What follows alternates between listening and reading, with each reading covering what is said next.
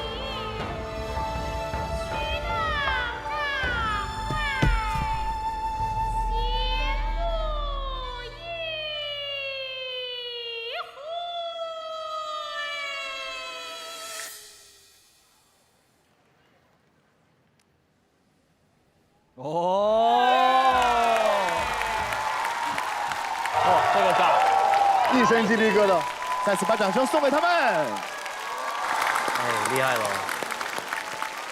请现场有投票权的96位评审，在我倒数之后做出选择。如果你喜欢这个作品的话，就把你手中的红色毛巾扔向舞台；不喜欢可以不投，请投票。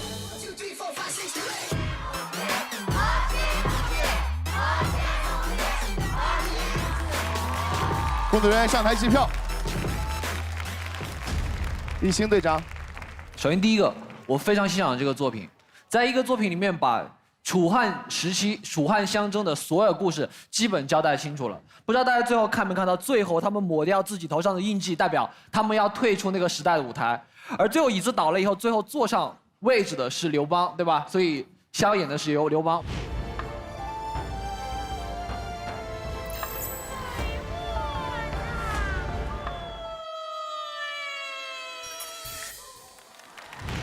我特别喜欢用这样的手法去用街舞或者是用舞蹈的形式去讲述一些跟我们不管是我们的传说也好，还是我们真正的中国历史也好，能相关的故事，我非常欣赏这样的融合跟创新。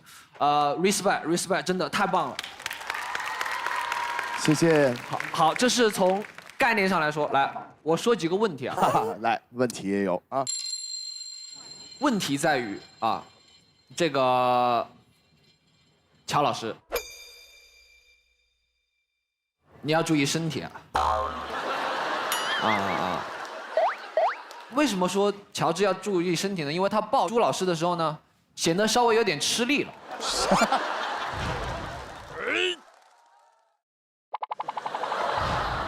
乔治是不是应该受伤了吧？他对，这个身体啥的，习武之人在所难免，无所谓。的确，今天这个可能有点太多了吧？托举对，因为这个最近这2天身体状态的确不太好。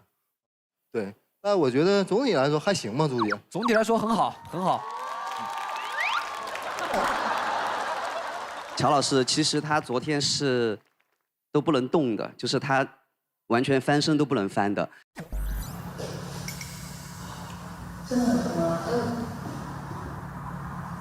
就是因为我们前一天排了很久，对，然后乔老师的腰又是一个老伤，很容易复发的，可能一些不注意就会导致这个旧伤复发。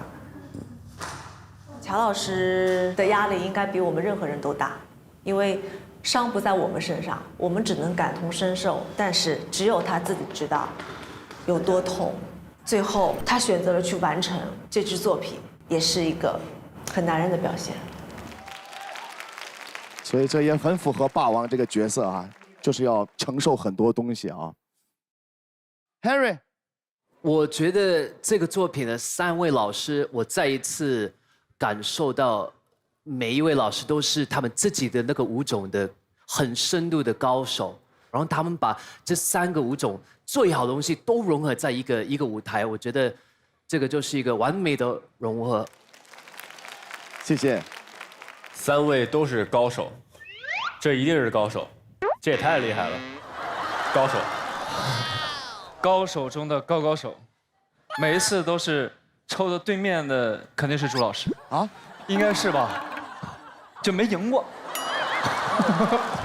现代舞，态度大师战队的马小龙、穆童对阵无暇联盟的 Gumball 陈建言，让我们恭喜无暇联盟。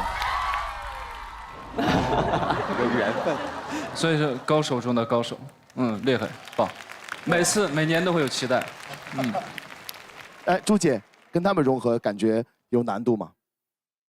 这已经是我第3次来到这届的舞台，说实话，跟前2次完全不一样，遇到了很多样的问题。但是最后，为什么最终我们把这个题材选择聚焦在《霸王别姬》这个故事？是我觉得我作为一名跳了20多年的职业舞者，也许除了展示、除了去美以外，是否还有一些责任？把属于中国的一个又一个的传统的故事，通过这样一个流行的舞台，去传播给今天更多的年轻人，去知道中国的故事。是，太棒了。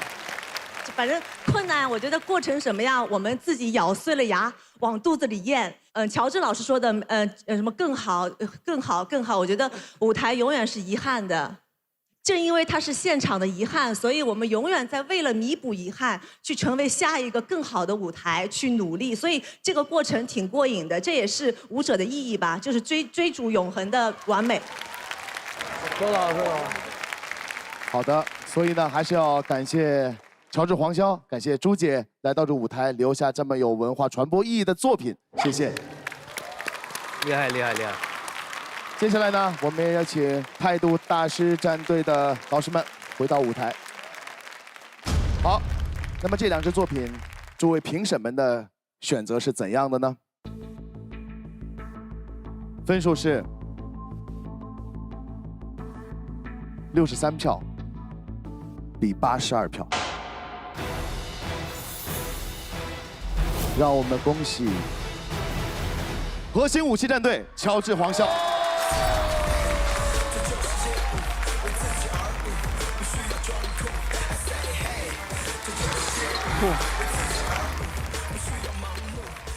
王骁、乔治、朱洁静老师3位其实都是大神级别的老师，他们在编排上，我觉得层次也是非常非常的分明。还有就是他们在舞台上的三维空间啊，掌握的也非常好，深度也非常的有，让我看到《霸王别姬》这个故事的另外一面。王骁、乔治、朱洁静这支《霸王别姬》里面有戏曲的元素，然后又舞者之间不同的融合，对身体的控制度的要求相当之高。肖杰他们这一组，我们都知道谢欣是个个人风格非常强的舞者，那么你跟他合作会被他带入到谢欣的节奏，带入到谢欣的个人风格里面。虽然从技术角度上面，从意境方面都是非常独特，同时完成度很高的一部作品，但是问题就是出在他太谢欣了。那肖杰、石头要进行待定，请张艺兴队长为你的队员挂上战队毛巾。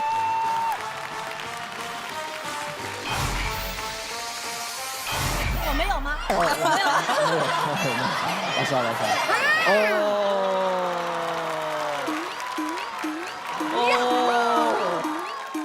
艺兴队长，请送回你2位队员总决赛的寄语。我希望你们可以用你们的所擅长的舞种，去创造更多、更加不一样和更多代表中国传统文化的舞台。好，总决赛见，谢谢。我终于进总决赛了，你知道吗？这是我去年没有完成的事情，我今年终于有机会去完成了，所以我就希望我能够享受这个舞台就够了。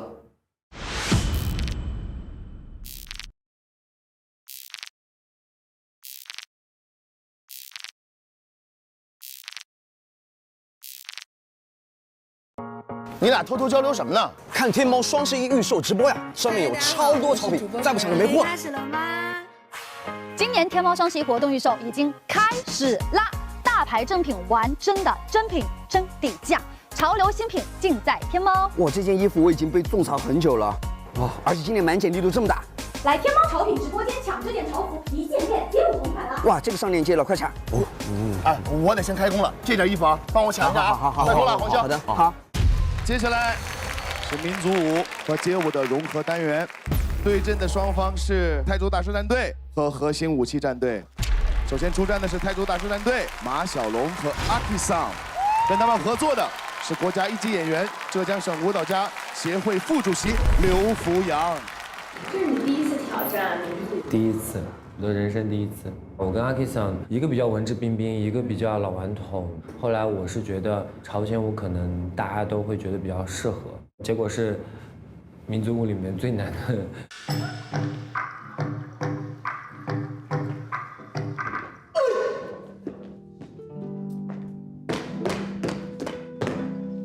但这个作品恰好他们融合的真的是很好，很完美，里边有很多一些丰富的一些东西在里边。我觉得如果要大家能看到的话，可以细细慢慢的去品这个作品。来吧，韩庚队长。好，这一次呢是朝鲜族和街舞的融合，不同的文化的碰撞，会给大家一个很不一样的一个感觉。山高云淡，2只仙鹤和一位老人的传说，仙鹤报恩。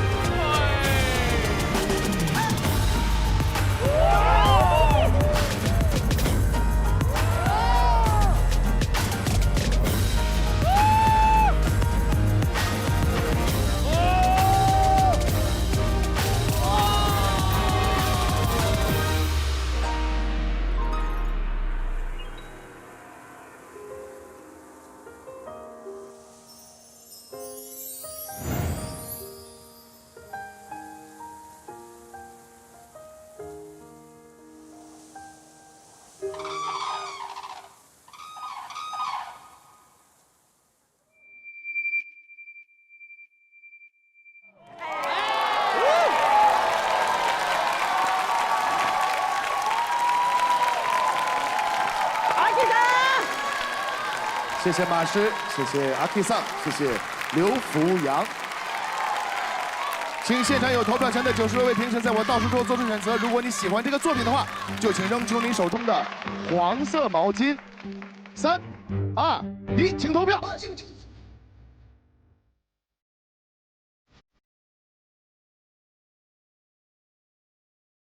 工作人员上台计票，谢谢。哇，仙鹤报恩，对不对？厉害！真的，我抽到刘福阳的时候，我是特别开心的。是。对，因为我们是同一个学校。哦。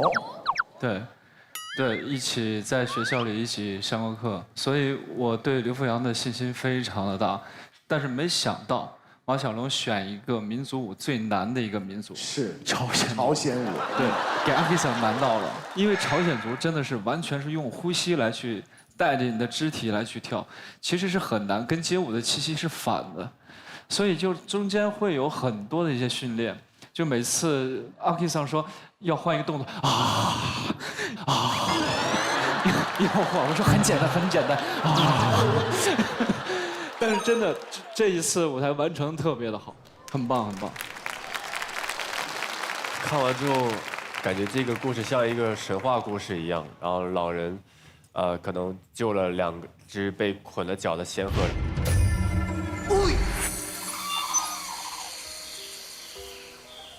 然后仙鹤又报恩给了他一个就是能看清世界的这个眼睛。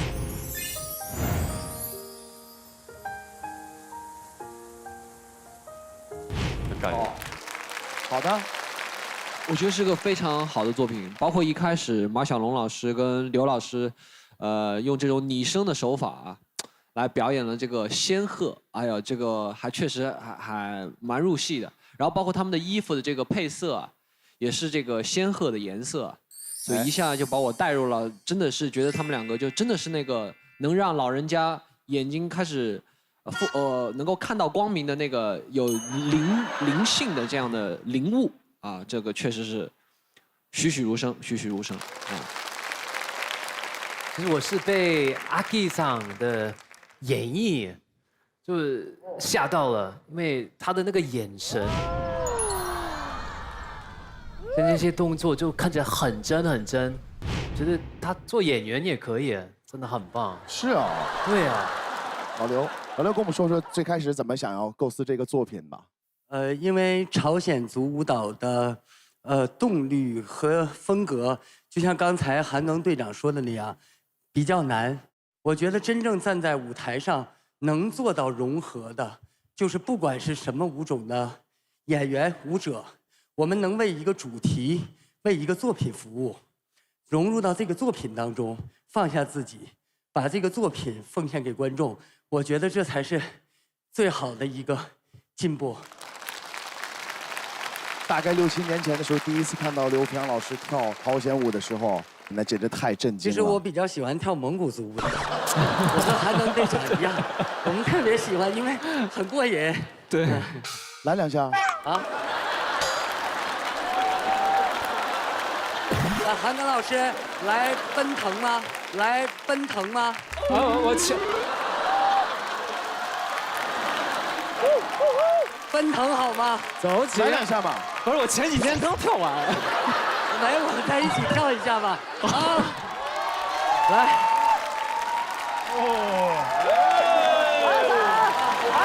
鼠来宝，奔腾鼠来宝。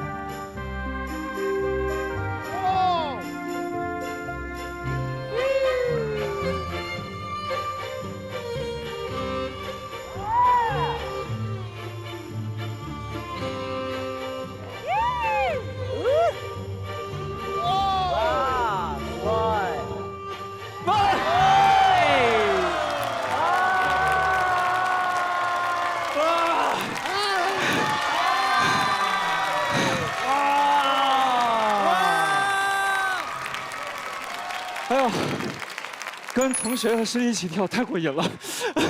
哇，哥好厉害，哥！哇，太厉害了！师兄弟同台啊，哇！谢谢掉了装备的韩庚队长啊。哥，你相信吗？如果刚刚把音乐放一段 hip hop，就这种 swag， 是吗？